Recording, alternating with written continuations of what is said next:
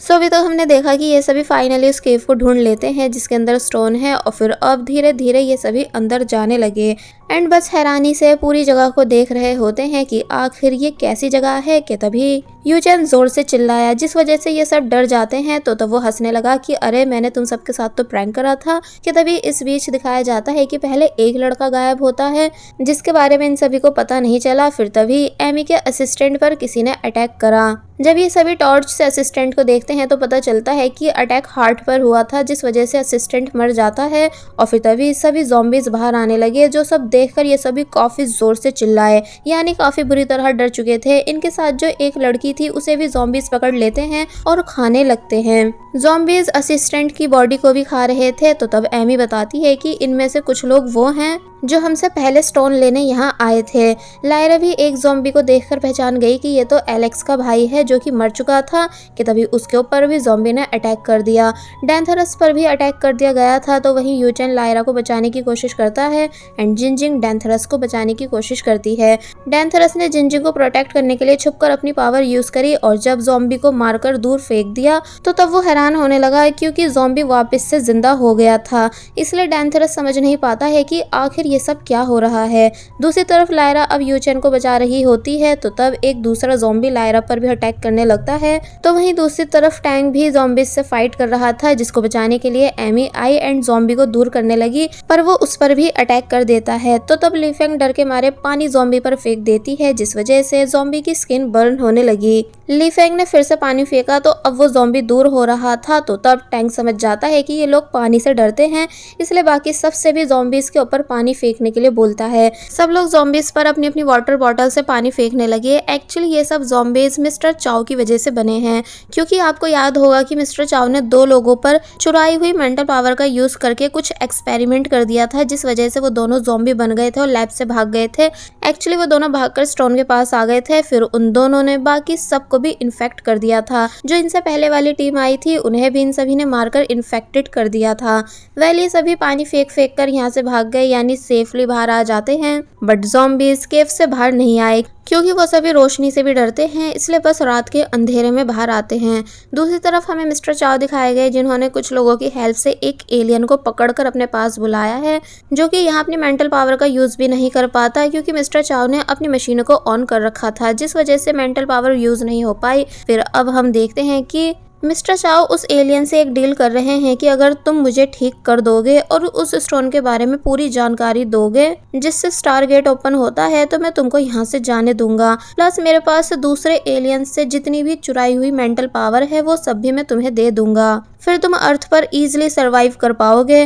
वो एलियन मान जाता है, इसलिए पहले स्टार डोर की सारी इन्फॉर्मेशन मिस्टर चाओ को देता है। फिर अपनी पावर का यूज करके मिस्टर चाओ को एकदम पहले की तरह ठीक भी कर देता है जिस वजह से मिस्टर चाओ काफी ज्यादा खुश हुए क्योंकि अब वो बाहर रोशनी में भी जा पाएंगे। फिर वो प्रॉमिस के अकॉर्डिंग एलियन को एक फाइल भी देते हैं जिसके अंदर लिखा हुआ है कि फिर कभी किसी इंसान पर भरोसा मत करना। तो ये रीड कर वो एलियन शॉक रह गया और फिर तभी मिस्टर चाओ उसको वहीं लॉक कर यहाँ से चले जाते हैं। वेल अब हम इन सभी को साथ में देखते हैं जहाँ टैंक कॉल पर सब बातें हेलान के फादर को बता रहा है और ये भी कि हेलान उनके साथ नहीं है। तो वहीं डैंथरस जिनजिंग को काफी बुरी तरह डांट रहा था कि तुम क्यों यहाँ आई हो, अब देख लो कि ये जगह कितनी ज्यादा डेंजरस है, भला अब कोई खुद को बचाए या तुमको, और अगर मैं तुम्हें बचा नहीं पाता तो तुम खुद सोचो कि तुम्हारा क्या होता। जिनजिंग गुस्से से कहती है कि बास्टर्ड मैं तुम्हें पसंद करती हूँ इसलिए यहाँ आई थी। तो तब डैंथरस कहता है कि हाँ मैं बास्टर्ड ही हूँ, बल्कि बास्टर्ड से भी ज्यादा बुरा हूँ। मैंने बस तुम्हारी फीलिंग्स के साथ खेला है और अब मैं तुम्हारे साथ खेलकर थक चुका हूँ, इसलिए तुम्हें छोड़ रहा हूँ, इसलिए प्लीज चली जाओ मेरी लाइफ से।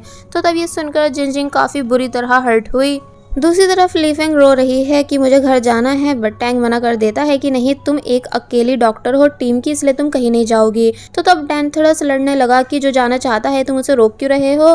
तो तब टैंग भी इन सभी से लड़ना शुरू कर देता है कि अगर तुम लोगों को कुछ हो गया तो विदाउट डॉक्टर तुम कैसे सर्वाइव करोगे। वैसे भी लास्ट टाइम जो टीम आई थी उनमें से कोई भी जिंदा बचकर यहाँ से नहीं गया था। तो ये सुनकर वो सभी हैरान हुए। यूचेन गुस्सा करने लगता है कि टैंग ने ये बात सभी को पहले क्यों नहीं बताई थी कि यहाँ से कोई बचकर नहीं गया था, तो वहीं जिनजिंग भी टैंग से लड़ रही थी। तो तब टैंग कहता है कि अगर मैं सच बता देता तो क्या तुम में से कोई भी यहाँ आता, और वैसे भी बॉस मुझे जान से मार देते सच बताने पर। धीरे धीरे इन सभी के बीच काफी ज्यादा बहस होने लगती है, इसलिए टैंग लास्ट में बोला कि ठीक है, जिसको जाना है वो जा सकता है और जिसे रुकना है वो रुक सकता है। मैं भी अपनी खुशी से यहाँ नहीं आया हूँ, बल्कि मजबूरी में आया हूँ, और बिना स्टोन लिए वापस नहीं जाऊंगा, मेरी सालों की मेहनत है। तो तब जिनजिंग जो कि जाना चाहती है वो बारी बारी से सभी से चलने का पूछती है, लेकिन एमी मना कर देती है, ये बताकर कि पहले वाला स्टोन मेरी वजह से ब्लास्ट हुआ था, जिस वजह से आज लोग मर रहे हैं, इसलिए मैं स्टोन वापस लेकर ही जाऊंगी। तो वहीं लायरा भी मना कर देती है कि मुझे भी केव में वापस जाना है, वहाँ मेरे दोस्त का भाई है, मैं उसे अपने साथ लेकर जाना चाहती हूँ उसे ठीक करने के लिए। तो अब क्योंकि लायरा नहीं जा रही थी, इसलिए यूचेन कैसे चला जाता, इसलिए वो भी जाने से साफ मना कर देता है। जिनजिंग बहुत ही ज़्यादा परेशान हो गई कि तुम सब पागल हो चुके हो, जो एक पत्थर की वजह से अपनी ज़िंदगी दांव पर लगा रहे हो। इसलिए लीफेंग से कहती है कि चलो हम दोनों अकेले ही यहाँ से जा रहे हैं। लीफेंग मान गई क्योंकि वो भी जिनजिंग की तरह वापस घर जाना चाहती है। डेंथरस जिनजिंग की फिक्र करता भी है कि तुम अकेले कैसे जाओगी, पर अब जिनजिंग ने डेंथरस से कुछ भी बोलने से मना कर दिया क्योंकि वो उससे काफ़ी ज़्यादा नाराज़ है। दूसरी तरफ हमें गुई को दिखाया गया जो कि ट्री पर निशानी लगा रही है ताकि हेलान जब इस जगह आए तो उसे रास्ता ढूंढने में आसानी हो सके। तो वहीं जिनजिंग और लीफेंग दोनों जब जा रही थी तो तब यहाँ जिनजिंग लीफेंग से पूछती है कि तुम हेलान को सीक्रेटली पसंद करती हो, है ना, और उसी की वजह से यहाँ आई थी। तो तब लीफेंग एक्सेप्ट कर लेती है कि हाँ मैं भी हेलान को पसंद करती हूँ और उसी की वजह से मैंने मेडिकल स्कूल भी ज्वाइन करा है ताकि उसके और क्लोज रह पाऊँ, जबकि मुझे ब्लड से बहुत ज़्यादा डर लगता था, इसलिए अक्सर मैं क्लास में बेहोश हो जाती थी। पर अब मैंने हार मान ली है क्योंकि मैं कितना भी कर लूँ वो कभी मुझे नहीं समझेगा। तो तब जिनजिंग भी डेंथरस को बुरा भला कहने लगी कि ये सब लड़के सिर्फ खुद की फीलिंग्स को देखते हैं। लीफेंग काफ़ी बुरी तरह रो रही होती है, तो तब जिनजिंग ने उसे चुप कराया और जब ये दोनों धीरे धीरे आगे बढ़ रही थी कि तभी एक स्नेक इनके सामने आ गया जो इनके ऊपर अटैक करने वाला है। दोनों काफ़ी बुरी तरह डर जाती हैं, इसलिए लीफेंग जिनजिंग से बोली कि तुम यहाँ से भाग जाओ, बट जिनजिंग लीफेंग से कह रही होती है कि नहीं पहले तुम भागो क्योंकि तुम्हारे पैर पर चोट भी है। तो तब लीफेंग ने ऐसा ही करा, यानी वो स्पीड से दूर भाग गई। पर अब इससे पहले कि जिनजिंग भी भाग पाती कि तभी वो स्नेक जिनजिंग पर अटैक करने वाला था, लेकिन सही टाइम पर आकर डेंथरस जिनजिंग को बचा लेता है। और यहाँ जिस तरह डेंथरस ने अपनी पावर का यूज करा था वो सब जिनजिंग भी देख लेती है, इसलिए जब ये दोनों सेफली साइड में आ गए तो तब जिनजिंग ने डेंथरस से पूछा कि आखिर तुम कौन हो। डेंथरस अफसोस करता है कि जिनजिंग सब देख चुकी है, इसलिए घबराकर बोला कि प्लीज मुझसे डरना मत, मैं कोई मॉन्स्टर नहीं हूँ। तो तब जिनजिंग कहती है कि क्या तुम पागल हो, मतलब कि मैं तो बहुत ही ज्यादा खुश हूँ कि मेरे बॉयफ्रेंड के पास सुपर पावर्स हैं। वाह ये सब कितना कूल है ना, इसलिए मैं सुपर एक्साइटेड हो रही हूँ, यानी तुम तो एक सुपर हीरो निकले।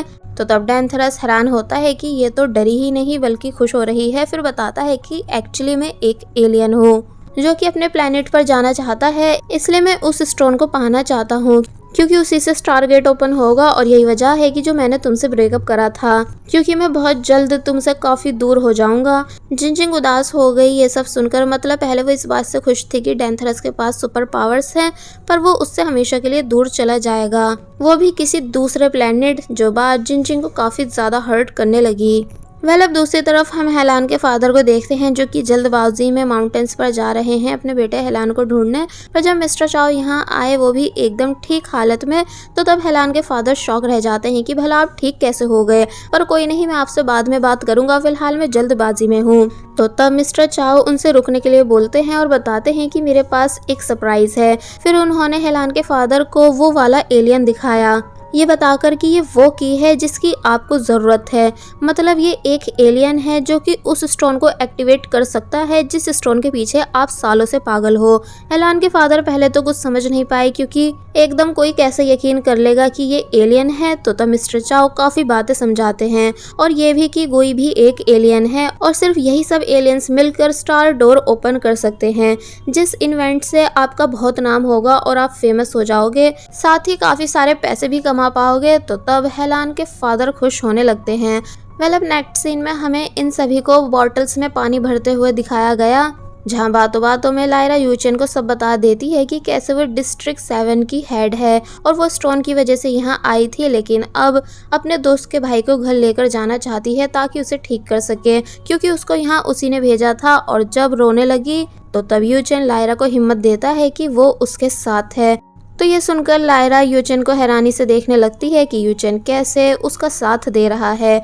दूसरी तरफ एमी भी काफी रो रही थी क्योंकि उसे ली फेंग की फिक्र हो रही है, साथ ही केव में फिर से जाने से भी डर लग रहा है। इसलिए जब टैंग किसी से कॉल पर बात करने के बाद एमी को बताता है कि तुम्हें लेने लोग आ रहे हैं, इसलिए तुम यहाँ से जा सकती हो, यानी मैंने परमिशन ले ली है। तो तब एमी इन सभी को बाय करके यहाँ से चली गई। बाय द वे काफी सारा पानी इन तीनों ने बॉटल्स में भर लिया था, इसलिए तीनों आगे बढ़ने लगे। और जब केव में आए तो इनके ऊपर सभी ज़ॉम्बीज फिर से अटैक करने लगते हैं। पहले तो इन्होंने एक साथ पानी से ज़ॉम्बीज पर अटैक करा, लेकिन अब फिर से ज़ॉम्बीज इनके ऊपर भारी पड़ रहे थे। लायरा एलेक्स के भाई से बात करने की कोशिश करती है और अपने साथ चलने के लिए समझाती है, बट एक ज़ॉम्बी भला कैसे ये सब बातें समझ सकता था। इसलिए लायरा को यकीन आ गया कि अब ये कभी ठीक नहीं हो पाएगा। टैंग ने लायरा की हेल्प करवाई, यानी वो लायरा को ज़ॉम्बी से दूर करता है, लेकिन अब उसे काफ़ी सारे ज़ॉम्बीज पकड़ लेते हैं।